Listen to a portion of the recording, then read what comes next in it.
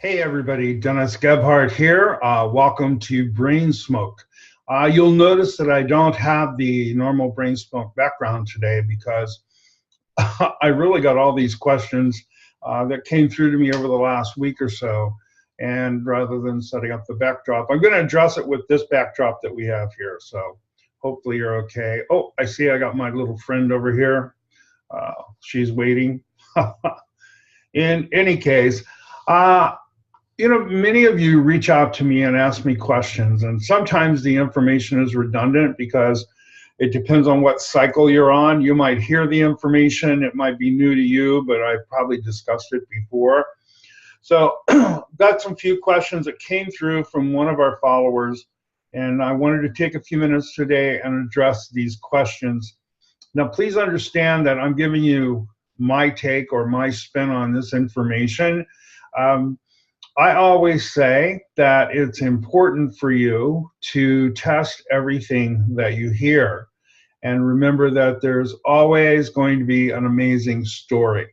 So that's just part of our business. So here are some of the questions that came through me. The first one that came from one of our followers that says, I'll read it to you. It says, I was watching a class on social media the other day where they were discussing hair color. And the educator was sharing that yellow is not really yellow, that it is the lightest version of red. Is this true? So here's the thing. I don't know where all these stories come from. Lots of times they are personal perception. They are personal opinion. They're not always necessarily backed up and supported by science. I'm not sure in what context this was being presented, but let me just share with you, first of all, that red and yellow have nothing in common other than being part of the visual spectrum that we see. So I'm not sure what they meant by yellow being the lightest form of red. I think, if you lighten hair, to yellow, there is no longer any red in the hair.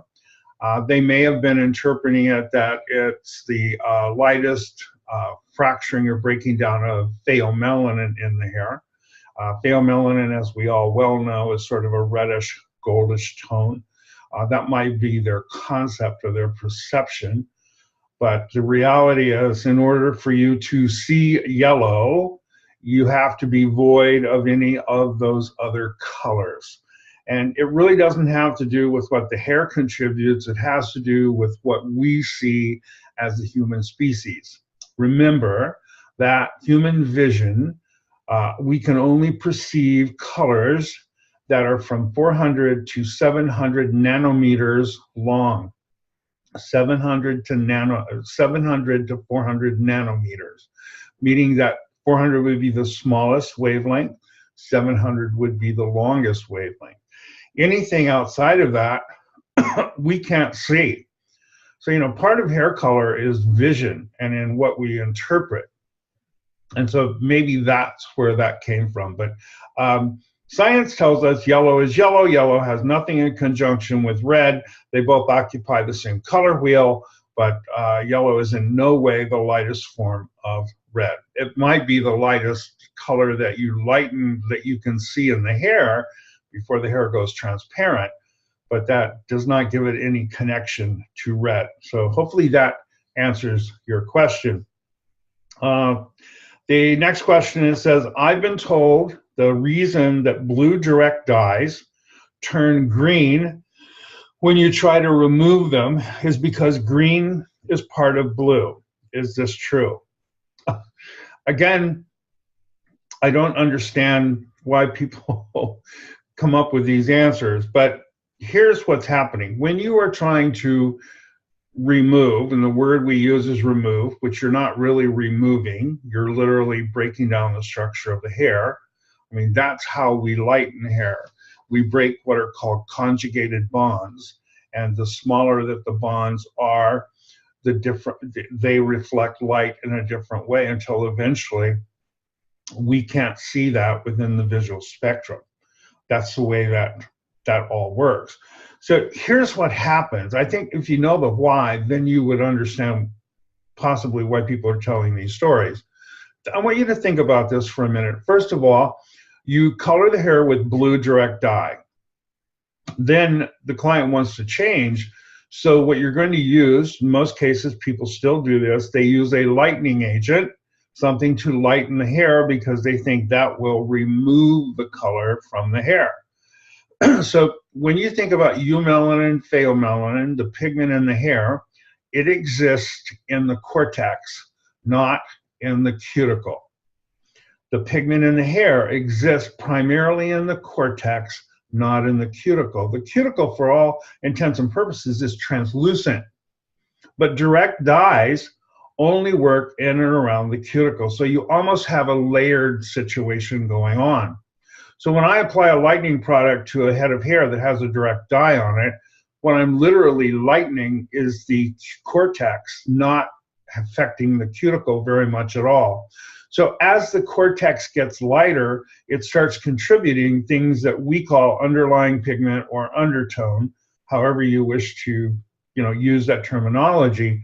Does it make sense to you that if I lighten it light enough, the hair, the cortex is going to contribute a color called yellow, and yellow and blue make what color?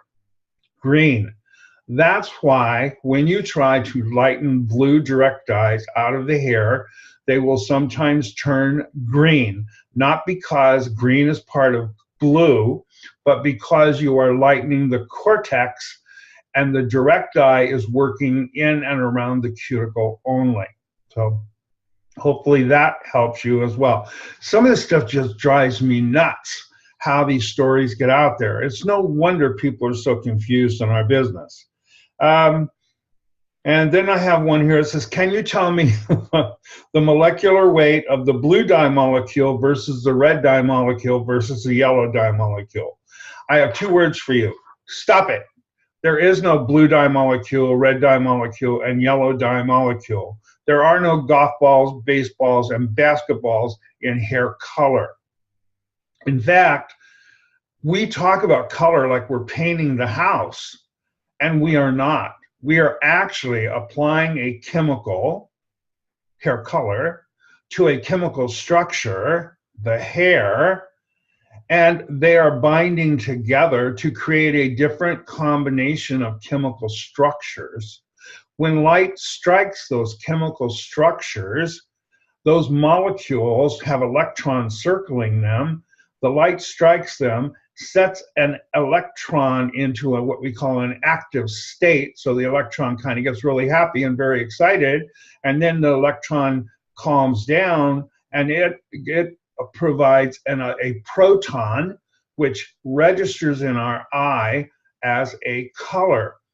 That's how color works. And all of that is happening in the immediacy of wherever you are. I mean, when you look at something and it looks static, it is not static. It has molecules, electrons, nucleuses, protons, all of that. So that's what's happening with color. So there is no blue dye molecule, red dye molecule, or yellow dye molecule. In fact, dye intermediates aren't even a color molecule until they are in the hair or they have developed and binded together.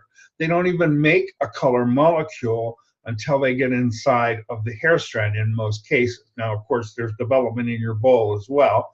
And once they're developed in the bowl, you can't get them into the hair because the combinations are too large to penetrate into the hair strand. So it's dye intermediates that are carried into the hair that bind together with the structure of the hair and each other to create the colors that we see. There is no color in a tube of hair color.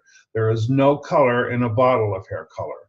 It is all chemicals, and once the process is completed, the chemical process, what you see visually is a color. So molecular weight doesn't matter. 10 pounds, if you want to know what's the weight of a blue molecule. I don't know, 10 pounds. Who cares? The fact is, we don't even understand in our industry, and we don't even teach our folks what's really happening when we color hair. That is why there is so much confusion today.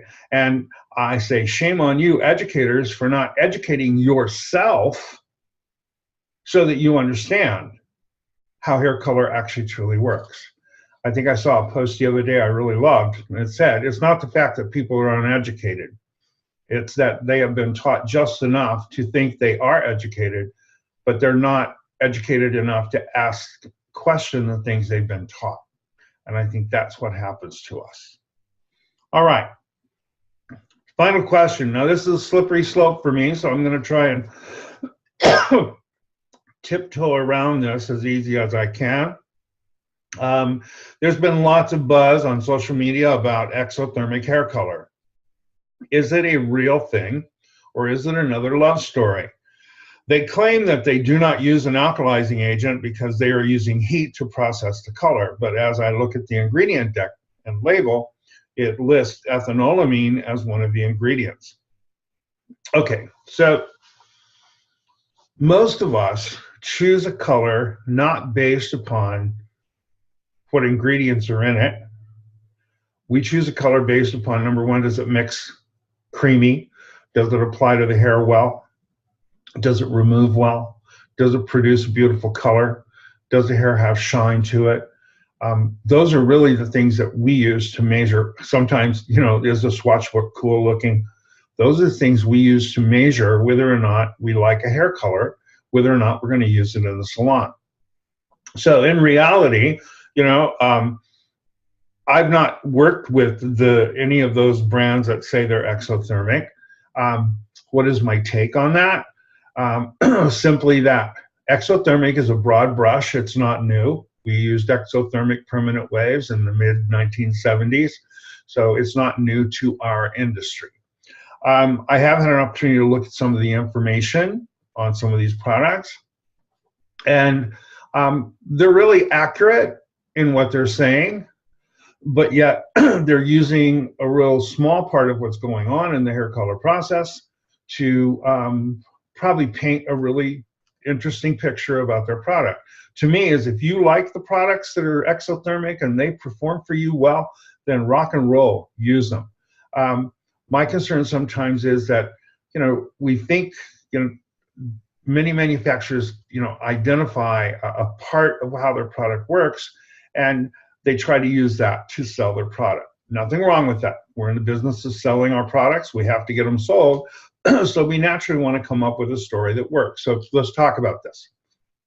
When you mix an acid and an alkali together, you create an exothermic process. So in fact, virtually every hair color that we use, every permanent hair color that we use, is technically exothermic.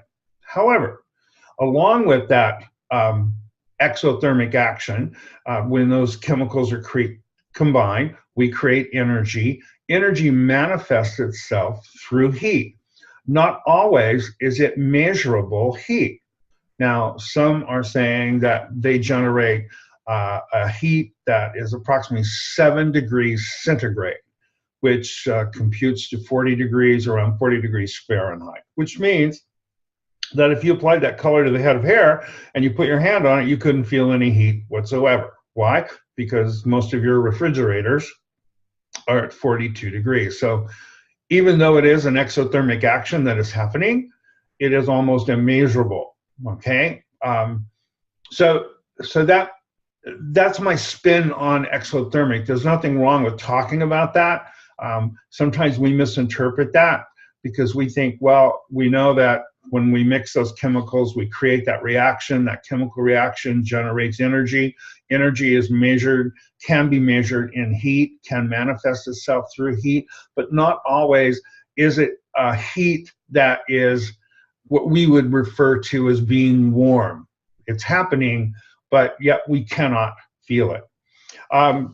If they say they're not using any alkalizing agents and you have ethanolamine in there, ethanolamine is a known alkalizing agent, which means that, yeah, they're using an alkalizing agent, but it's one of the milder alkalizing agents that there are. It's what we call a fixed alkali. It's not a volatile like ammonia. And so, there's some parts that are great for the story. There's some parts that are not exactly on point as far as being, you know, completely transparent about how the product works. But that's my spin on exothermic. If you like it and you use it, rock and roll, that's great. The most important thing to me is, does it perform well? Does it mix well? Does it remove well? Does the color stay in the hair? Is the hair shiny and healthy? One thing I will say about some of these products, in some of them, they're using an experimental, a brand new type of silicone, and it kind of has a hit and miss record. In some cases, it will build up on the hair. In other cases, they don't have any issues at all. Remember that dimethicone, which is the mother of silicones, dimethicone has a melting point of 400 degrees. So if I do a color on my client, and then I go to finish her hair with a blow dryer or a flat iron at 400 degrees, it is possible, if this new silicone goes sideways on me, that I could get buildup, which means it would then be very difficult if she came in and wanted a tonal adjustment or a change. It would be difficult to possibly make that happen. Now, you can prevent that by making sure that you use a heat insulating product, and something that actually truly does insulate the hair when you use your hot tools on the hair. When you do that, you will protect that, because virtually everybody uses some degree of some type of silicone in their hair color to help add shine. Now, many of us think the shine comes from the organic ingredients. It doesn't always. It comes from the silicone or the dimethicone that is used in the ingredient deck. Doesn't make it bad, just means you got to know where the shine is coming from. And then the final question here was about organic hair color, and we go round and around about that. First of all, the hair is a chemical structure, all right? Carbon, oxygen, hydrogen, nitrogen, and sulfur. We are chemical beings. We like to call ourselves organic, but we really are. We are chemicals. We are a combination of chemicals in our body. So in order to change a chemical structure, it requires another chemical. And so you can have 100% organic ingredients, you can have those, but you cannot have 100% organic hair color. I hope you understand what I'm saying. You can have natural organic ingredients in it, like quinoa, milk protein, whatever, but you got to have some chemicals in there in order to change that. Remember, the chemical bonds that hold the hair together are disulfide bonds. They are what we call paired conjugated bonds. So in order to break those, the only way I can break those chemical bonds is by using another chemical to do that process. So maybe that'll shine some light on organic hair color for you. So anyway, that's what I wanted to come on today and share with you. I might do an Instagram live later on today. I'm not sure about that, but some of this stuff just drives me crazy when we can't reach a common consensus in our business about what we are going to teach to our fellow professionals and the things that we're going to not be putting into our presentations, so that it confuses people further. Everybody has a right to their own personal opinion. That's great. Everybody has a right to their own personal artistry. That's great. But remember, and I would say this to all of my colleagues that are trainers in this industry, when you are in front of a group, you are responsible for the information that they walk away with. So if you don't know, if you're not sure, then become grounded in that information. Don't just put information out there because it's what you think it is, because someone's going to take that information, and because you were in front of them or they paid to attend your class, they're going to run with that information. And so indirectly, you're responsible for any failures that they have after they've attended your educational event. Let's not do that. Let's make sure that the information we share is accurate, And let's make sure that that information transfers correctly. And that way we will build the quality of hairdresser that we want in this industry. And we will all leave something behind to make an impact on those who follow all of us. So until I see you again, no matter where I am, from my heart to yours, I'm Captain Color. I'm out. I wish you all an amazing day, an amazing week. Thank you much. I'll see you all soon. Bye.